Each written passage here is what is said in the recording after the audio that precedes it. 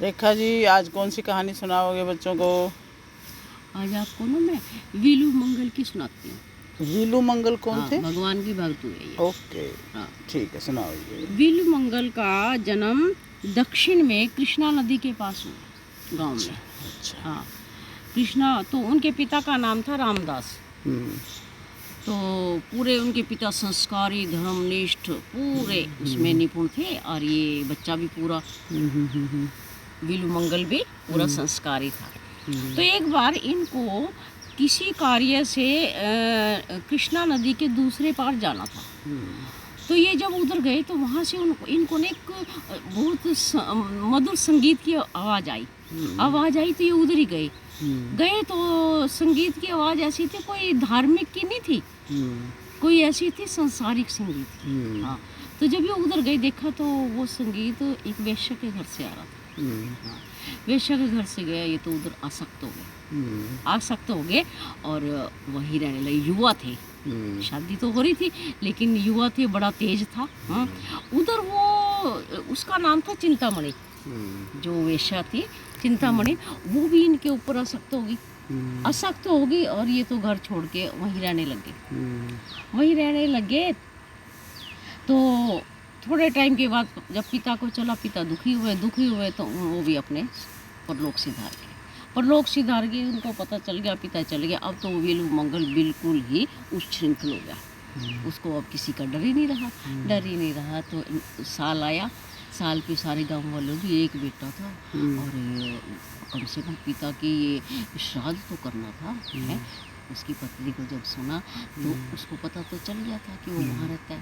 तो किसी तरह से वहाँ गई जाके और उसकी बोली चिंतामणि से, कहने लगी देखो बीना, ये मेरी तो मानेंगे नहीं, आपकी मोड़ेंगे नहीं, इसलिए आप इनको एक दिन के लिए मेरे पास भेज दो।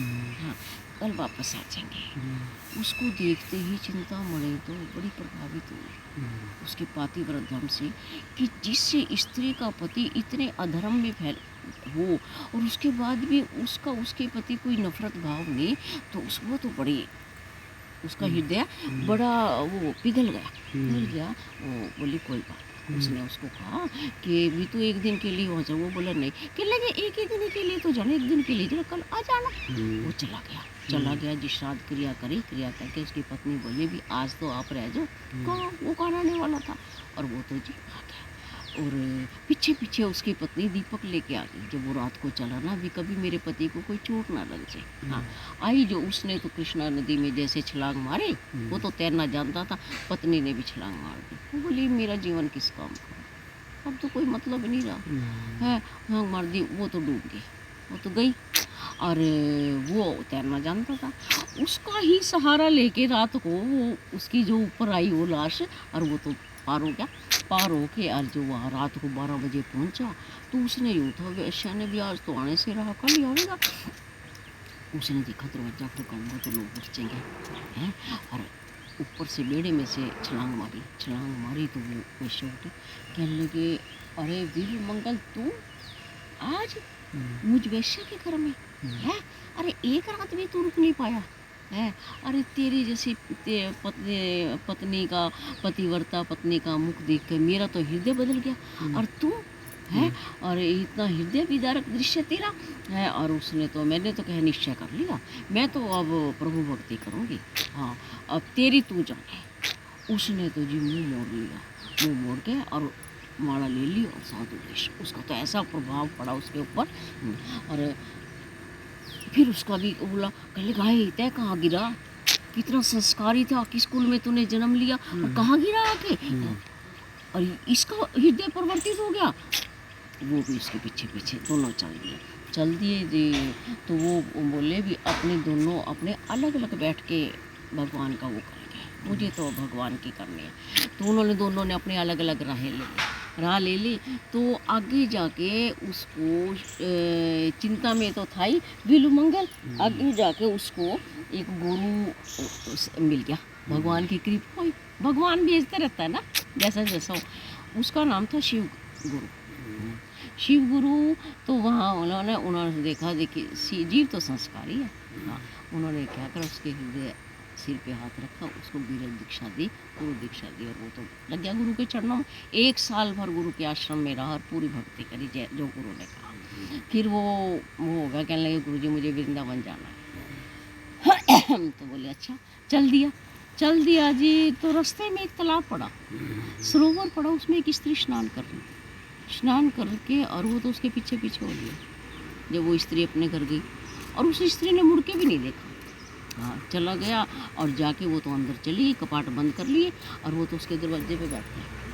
दरवाजे पे बैठ के और वो अपने उस नौकरानी का बोली भी, जो पूछ कर अभी कुछ चाहिए क्या, कहने लगी मुझे तो, वो बोली भी आपको कोई, क्या मुझे तो इस स्त्री का मुख देखना। बोले भी मुख मैं क्या कहते, वो नहीं, वो तो वहीं बैठा रहा। शाम को उसका पति आया घर पे, तो बोला साधु वेश ले रखा था, क्या महाराज क्या बात है, अरे तो अंदर गया, कहने लगी तुझे इतनी भी अकल नहीं, बाहर साधु बैठा, उसको दे जो कुछ चाहिए। आपको कुछ नहीं चाहता, क्या चाहता, वो चाहता है मेरा मुख देखना चाहता है, क्या मुख देखना चाहता है, आप बाहर आए, अगर महाराज आपको क्या चाहिए, अगर मैं तो उस स्त्री का एक बार मुख देखना चाहता हूँ। कहने लगी महाराज आपने भी साधु वेश करा, कि आपके लिए शोभा नहीं है। कहने लगी नहीं, मुझे तो उसको मुख देखना है। अंदर आके तो पति भी कुछ पहुँचा हुआ था, वो अपनी पत्नी से बोला अभी जब दिखाया तो उसको मुख, हाँ क्योंकि उसको ये था कि साधु आया है, पता नहीं भगवान की लीला। तो वो बोली आप कह रहे ये शब्द, कहने लगे मैं तेरा पति हूँ ना, तेरी तो धर्म हानि किसी तरह से भी नहीं है, क्योंकि मेरा है इसमें, तो तू मेरी अर्धांगिनी है। और मुख दिखाया उसको। जो उस पति ने उसके वो करा, तो उसने तो 16 श्रृंगार करके वो जो आगे गई और उसके तो फिर हृदय में वो ये क्या करा कि देख, उसने सच में अपनी पत्नी भेज दी। वो बोले भी महाराज आज्ञा करो। कहने लगे 2 सीख ले आ। वो 2 सीख ला के दोनों नेत्र फोड़ लिए अपने खुद के, बिल्कुल नेत्र फोड़ लिए, खून की धारा बह चली। बोले ये नेत्र ही तो है जो हर बार मुझे संसार की तरफ आकर्षित करते हैं, इनको ही ख़त्म करना चाहिए। कर लिए तो वो उसका जो पति है वो तो बाहर आया, कहने लगी वह तो मूर्छित होकर गिर गई, हाँ पत्नी तो। और वो आया, महाराज आपने ये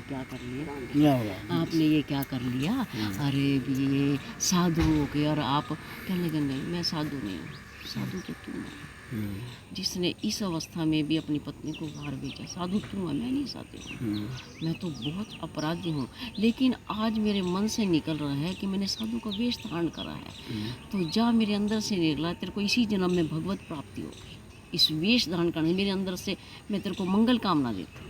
और वो तो कहते वहाँ से चल दिया जी, और अंदर भी अंधेरा बाहर भी अंधेरा। हाँ तो जब वो चला तो भगवान ने देखा इब तो इसका कुछ भी नहीं, इब तो इन्हें त्याग कर दिया सब कुछ, इब चल आके भगवान ने तो हाथ पकड़, बाबा कहाँ जा रहे हो, घना जंगल है। हाँ क्या जब उसके हाथ पकड़े तो रोमांच अंदर हो गया, रोमांच अंदर है क्या भी मैंने अपनी दिशा अपने आप निर्धारित नहीं की। हाँ करे जिधर तुम छिपे हो उधर देखना है, नैया तुझे एक नज़र देखना है, कन्हैया तुझे एक नज़र देख। कहने लगे चलो अच्छा मैं अभी वृंदावन ही जा रहा, चला लेके चल दिया तो जी फिर उसके भगवान फिर अपने जान लगे उन्होंने तो कस का पकड़ लिया। हाँ वहाँ छुड़ाए जात हो निबल जान के मोहे, हृदय से जब जाओगे सबल मनोगे तो है। आप मेरी बात छुड़ा के जा रहे हो ना, हृदय से जाके दिखाओ तब मैं मानूंगा आपको। हाँ और उस टाइम तो प्रभु चले गए। उसके बाद तो जो खूब रोया, इतना रोया कि दोबारा भगवान को आना पड़ा। आके और फिर उसकी बाँह पकड़ ली, कहने लगे चल वील मंगल, और उसको अपने साथ लेके और फिर तो भगवान इतना वो उसमें भगवान के चरणों में इतना हो गया, कुछ सृष्टि का तो उसको कुछ बहुत रहा ही नहीं, ख़त्म हो गई सब कहानी। और फिर उसके बाद तो वो भगवान तो भोग लगाते और उसको खिलाते इतना। इसने भी एक ग्रंथ रचा है, इसका मुझे याद नहीं है, वो बताऊंगी आपको। इसने भी ग्रंथ रचा, इसने कृष्ण कर्णामृत ग्रंथ रचा। कृष्ण के इतनी लीला इसने करे कि इसको कहते पढ़ के मज़ा आता है। हाँ तो जब इसने आंखें फोड़ी ना, उधर वो जो चिंतामणि थी वो इसका एक चित्रपट अपने सामने रखती थी। तो उसने जो वो चित्रपट, जिस दिन इसने नेत्र फोड़े उसकी चित्रपट से खून की धारा बह चली।